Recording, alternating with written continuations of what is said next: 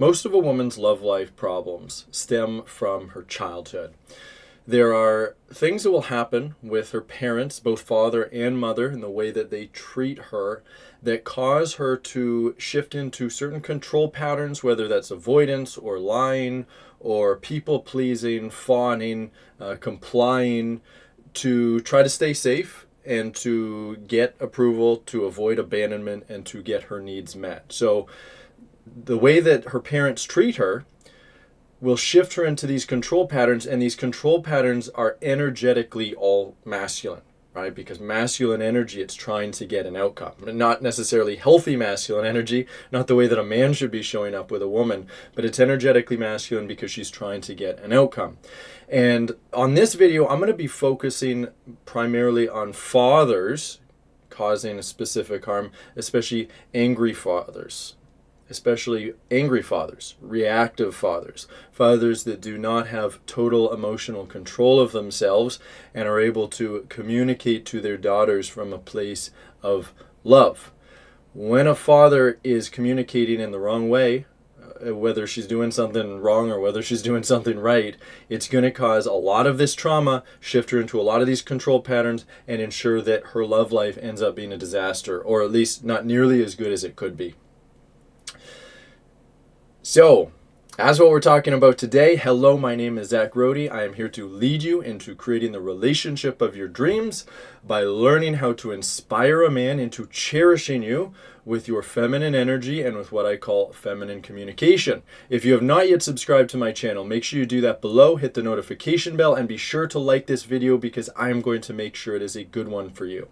And if you would like to learn how to inspire a man into claiming you and cherishing you as his woman, make sure that you go below this video, open up the description, and watch my free webinar for women about how to shift out of your control patterns using feminine communication.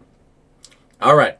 So the reason that I am talking about this today, and I'm very passionate about this topic especially, is because I saw a post on Facebook about how, now I can't remember the exact thing, but it's about how a child is going to naturally feel fear of their father inflicting physical violence on them, and that's why they behave. And I don't understand the full, deeper context about what this person was saying. Ultimately, don't care. The point is, a lot of men believe that that fear is normal and healthy. And it's not. And it's really tragic because I think a lot of adults, both men and women, will often forget what it is like to be a child. I actually have a very good memory of what it was like to be a child, but especially as a really young child. And so imagine this, and maybe you still have this memory. You know, you're 2 years old, 4 years old, 6 years old, whatever, and you do something, probably not intentionally, like something that's disrespectful or damaging or whatever, and then your father gets angry at you. And by the way, this could be a mother as well, but let's just focus on the father. So he gets angry at you. Now, it's another story entirely if he uses physical violence on you, like through spanking, which is going to cause a ton of harm to a child. But let's even just throw that aside. Let's just talk about emotional violence. And there's a wide spectrum of what emotional violence is. On one end of the spectrum is like rage and yelling and swearing, and it's very abusive, threats. And then on the other end of the spectrum, a father or mother who's irritated, there's some judgment in their voice, and that's being communicated to the child. Everywhere along the spectrum is a problem, because what it is doing is it's creating a lack of safety for a child. Now, boys and girls, it's going to cause that lack of safety. For girls, it's going to be even more damaging. And the reason why is because a woman's system, like your energy system and your instinctual system, is so honed into perceiving threats and needing safety, right? Which is why as an adult, you still really feel that, right? Like in a relationship, what do you really need from a man? you need to feel safe. You need to know that he is safe. You need to know that he's full of integrity. You need to know that he's not going to hurt you, because he's probably going to be bigger than you and stronger than you and more aggressive than you. And you need to know that you're safe with him, and also safe that he will protect you from other things other than himself. But protecting you from himself is such an important piece in this that we often don't talk about. That should be the first thing. The most important thing that a man is protecting you from is himself. Certainly physically, right? Like, he should never be putting a hand on you, but also emotionally. And what does that mean? That means that a really healthy man, I call a healthy man, a truly healthy man, a dominant man. And I don't mean domineering, okay? I mean dominant, big difference. A dominant man is fully in charge of himself. He has mastered his emotions, and he's mastered his leadership. And yes, he is in charge of you as well, right? Like, he is leading you, but he is taking care of you, and his leadership is always done out of love. Okay, so with my wife, for example, I'm in charge in the relationship. I'm in charge of the marriage. And I'm not saying I do this 100% perfectly, okay? Because every person is going to make mistakes. But my responsibility as the man is, when my wife makes mistakes, when she's disrespectful, whether it's by mistake or on purpose, whether she does something that she wasn't supposed to do, whatever, I approach her from a place of love and care. It doesn't mean I'm doing it in a weak way, right? I'm doing it in a way where it's from a place of strength, but also with love in my voice. Like, hey, sweetheart, I was disrespectful when you did that. Don't do that. Instead, do this. Or, you did this, it was disrespectful, or you're leading right now, or you're judging, or whatever. You tell me why you did that. Or tell me what you're feeling when you're doing that, right? So it's coming from a place of care. It's coming from a place where I'm trying to help her. I'm trying to teach her. I'm trying to lead her. I'm trying to help her with her feelings. I'm trying to understand her. And energetically, I'm giving my leadership as a gift. Now, when that's done right, there is a lot of strength to that, right? It's not a weak thing to do.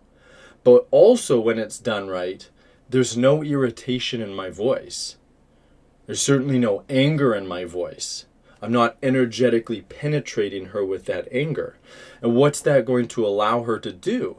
Well, even though she's receiving a correction, even though she knows, okay, she's done something that she shouldn't have done, she's going to feel this safety in her system where she can relax, she can remain open, which is going to make it a lot easier for her to be vulnerable, for her to use what I call feminine communication to communicate her needs and her feelings and her problems, and share what's going on with her. Because otherwise, she's going to, if I am irritated with her, or if I get angry in some kind of way, she's going to close up. She's going to be more guarded. She's going to be trying to protect herself emotionally and maybe even physically in some kind of way, depending on how angry I am. And it's not going to really be productive, right? Even if she does what I want, she'd then be doing it for the wrong reasons, to comply with me so that I don't energetically attack her, or worse, physically attack her. Now, that's a grown woman. It's way more intense of an experience for a child, right? Imagine a 3-year-old girl, and it's not your partner, it's your father. It's like the person you look up to most in the entire world to protect you, to keep you safe, to love you. I mean, your mother too, but your father is a different role. And the father should be seen as more of an authority, right? And that is typically why in a family, in a household, the children are going to have more respect and be more compliant with the father.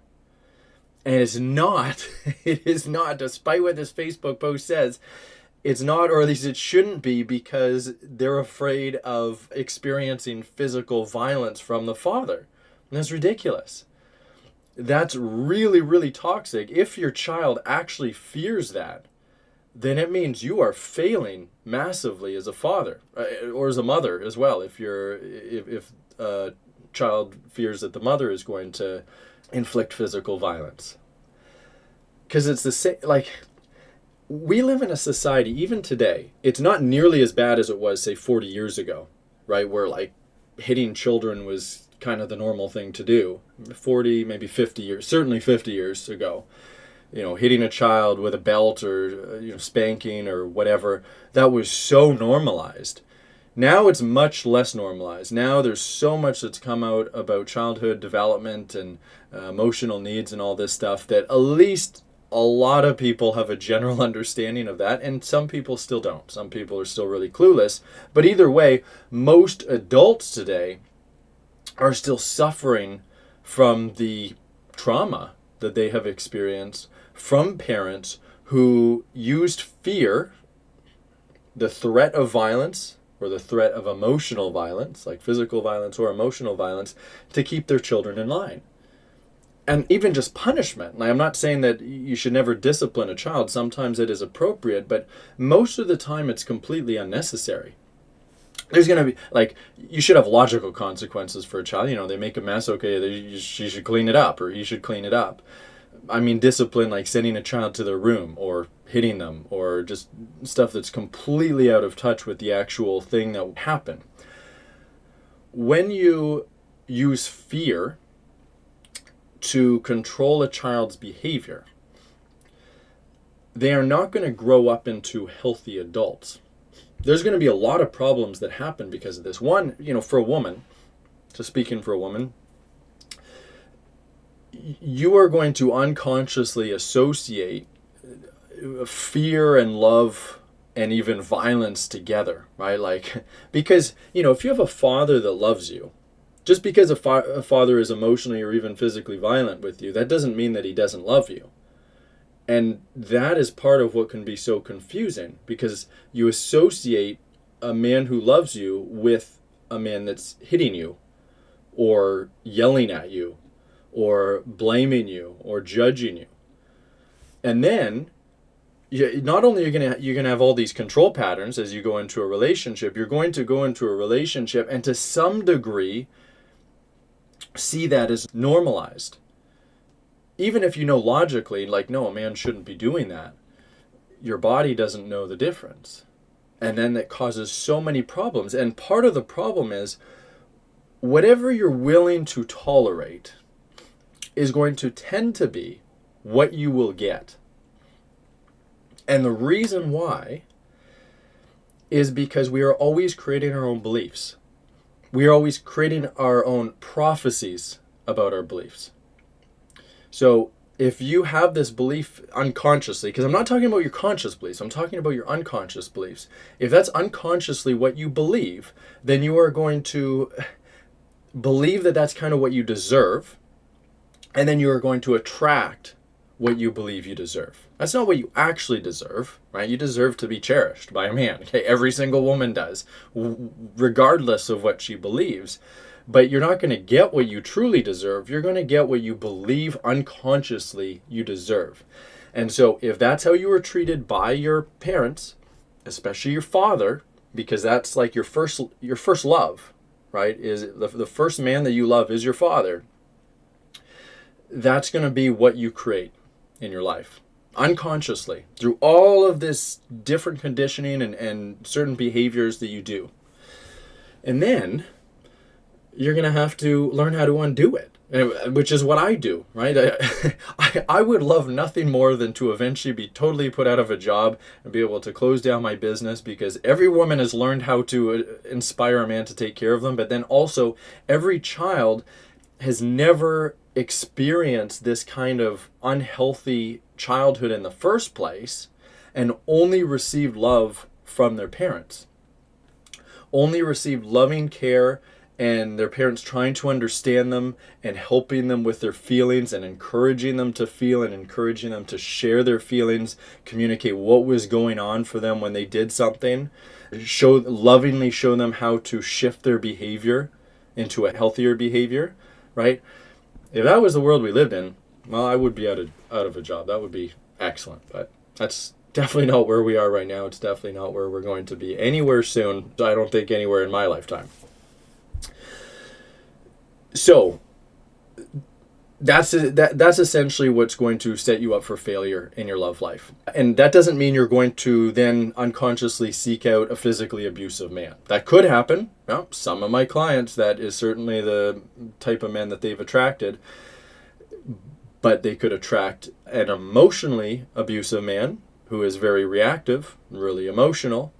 Or, this is very common as well, you seek out a safe man.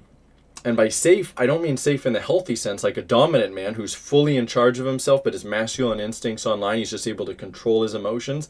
Instead, his masculine instinct is so deeply suppressed that when you do something disrespectful, he's kind of totally chill about it. And it's okay. He just doesn't care. He doesn't care because his instinct isn't online.